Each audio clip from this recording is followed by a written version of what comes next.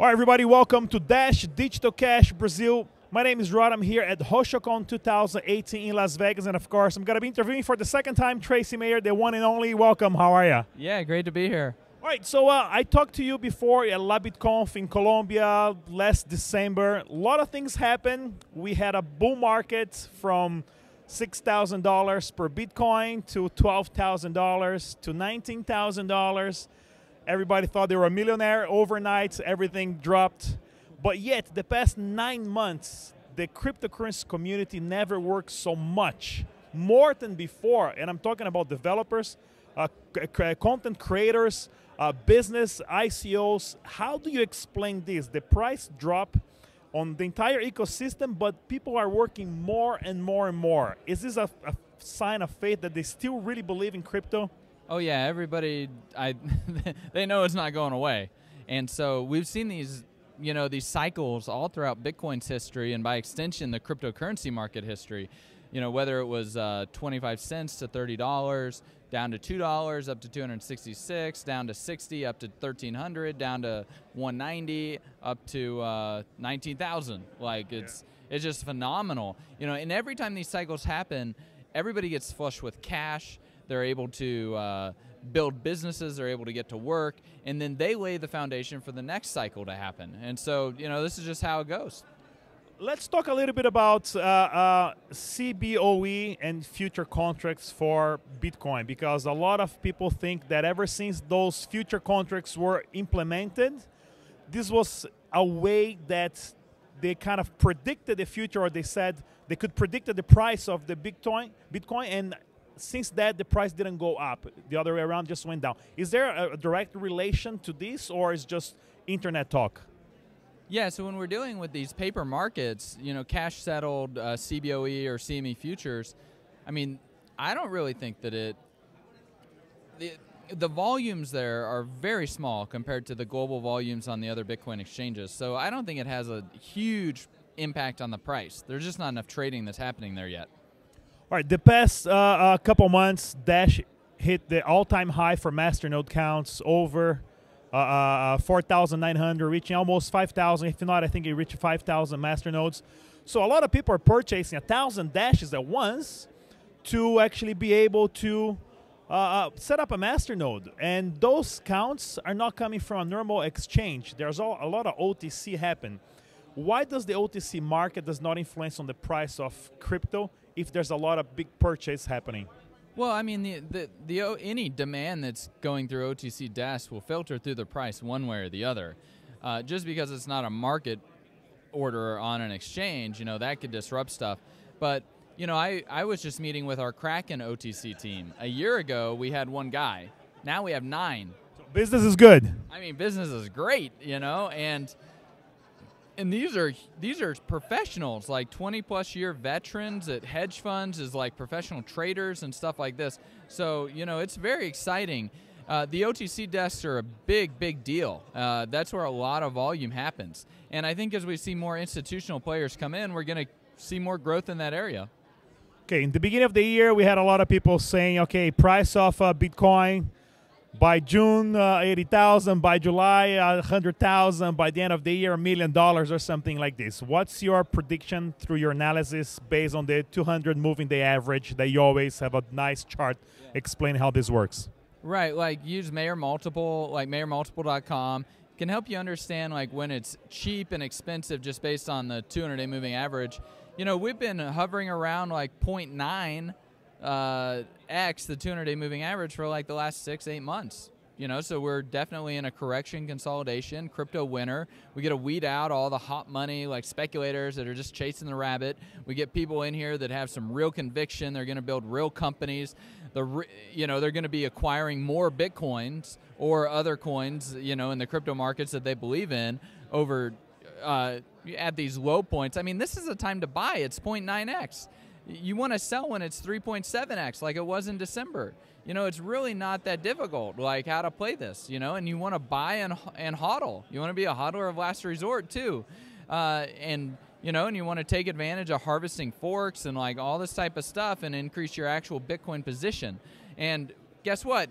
You have to develop human capital to be able to figure out how to do that stuff. Well, now's a great time to figure out how to do it, to figure out your custodian solutions and to figure out how to handle your private keys and move stuff around and all this stuff. Like, when are you going to get the experience? Like, now's a great time to do it. So all these people that run in, like chasing a quick buck and then run out and don't stay, they're not developing the human capital. So guess what? They're going to make the same mistake the next time the price runs up. And those people who have developed the human capital, they're going to have the real conviction and staying power to take advantage of it and really profit from it.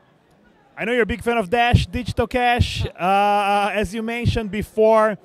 So today, on your perspective, what is the advantage of a cryptocurrency like Dash? Self-sustained, 10% goes back to the super block where it can finance the improvement of the network, having a CEO, a core team. How do you see this as compared to other cryptos that's just a project or the developers even left and there's nothing happening anymore with the project?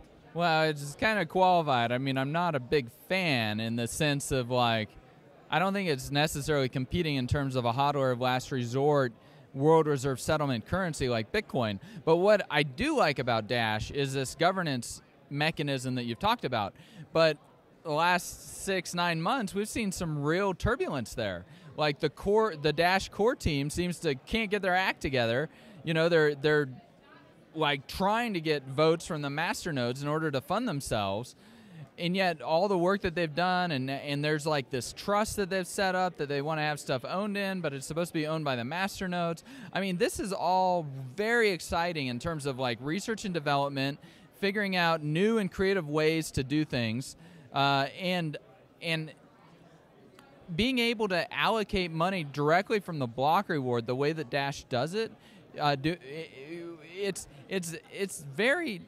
It's creative, and look at Dash's market cap and how long it's been there and the volumes that are there. I mean, it's consistently within the top 20 coins in terms of market caps and volumes and everything. So it's obviously doing something right. The scoreboard said it.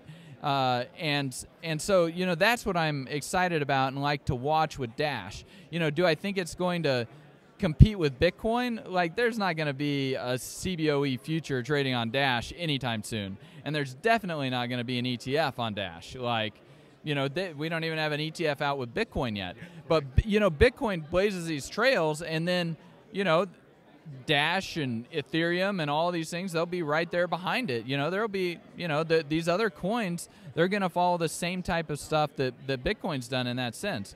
And, and the masternode, the way that's set up, it's definitely very interesting in how it incentivizes hodlers.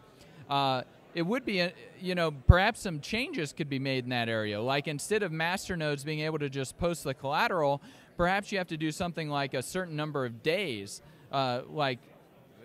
Bitcoin has a metric, days destroyed. So something like that, where in order you actually have to have the coins mature after like a 3 or 6 month period before they could then be used as collateral for a masternode. Something like what Smart Cash is doing. So I mean, there's lots of innovations in this area that the coins can do, and I think that would be, that'd be very interesting to see stuff like that happen. There's a lot of things happening in the protocol wars, as we can tell. And what's up for you now? What are you working on that you want to mention to the community? Oh, I mean, I like staying up to date on just all the technical stuff that's going on. I'm very excited about Lightning Network. I love like watching everything going on with Dash because, I mean, everybody complains about Bitcoin's governance system. Well, like what's the alternative? You know, so you like, let's go watch how Dash is like governing. And there's actually a decent Bitcoin Cash. Oh, I mean, that's even more fun, right? Like, it's been fun lately to read the news about Bitcoin Cash. I have to admit that, yeah. I mean, you want to watch the real circus, like you go watch Bitcoin Cash. But no, I mean, watching how Dash is like handling all of these governance issues and like, you know, the masternode owners like voting no to fund like the Dash core team, or the proposals just barely passing. I mean, this is very interesting. I mean, what would happen if the Dash core team didn't get their funding? You know, the same for me. I mean, I can be replaced at any time. If the network thinks my work, there's no more value to Dash, they simply won't vote on my proposal, and then that's it. That's it for me. Yeah, and you know, so having the master nodes doing this, it helps. You know, it helps the hodlers kind of the Dash hodlers like determine what projects they want to, you know, incentivize and what ones they don't, and like, what better way to vote than with your money, right? Like, so I like that aspect of it. You know, people actually get to vote with the money because the hodlers are getting inflated away. Like, their purchasing power is getting inflated away, anybody holding the coins by the mining rewards. And so the masternode reward acts as a way to kind of blunt just the raw inflation that affects the longer-term hodlers. So, I mean, this is all just fascinating, just watching all of these economic experiments and stuff going on. You know, and I don't think we need to be antagonistic or any of that type of stuff, like between one protocol and another. I do think that, you know, if flat out like fraud and scammy stuff's going on, like, you know, say something about that. But I mean, when people are just trying to build their thing, like, hey, let's see how this all works, because I bet you if something works in Dash and it can be moved over into Bitcoin after it gets battle hardened and battle tested in Dash, and it's good and it's proven itself, yeah, Bitcoin would probably come over and swipe it over and bring it in. And that's how this stuff is supposed to happen. That's the beauty of open source. That's the beauty of open source. What's your podcast again, if you want to tell everybody to follow you? Yeah, so at Trace Mayer on Twitter, and then the Bitcoin Knowledge Podcast, so www.bitcoin.kn, where I interview top people in the Bitcoin space and crypto space in general. Like, I interviewed Evan Duffield a few years ago about Dash. Always a pleasure to see you and talk to you, Trace Mayer. Once again, everybody, Rhoda here from Dash Digital Cash Brazil. I'll see you later. Inscreva no canal e deixe também o seu like. Estamos presentes no Twitter, Facebook e Instagram. Dash Dinheiro Digital.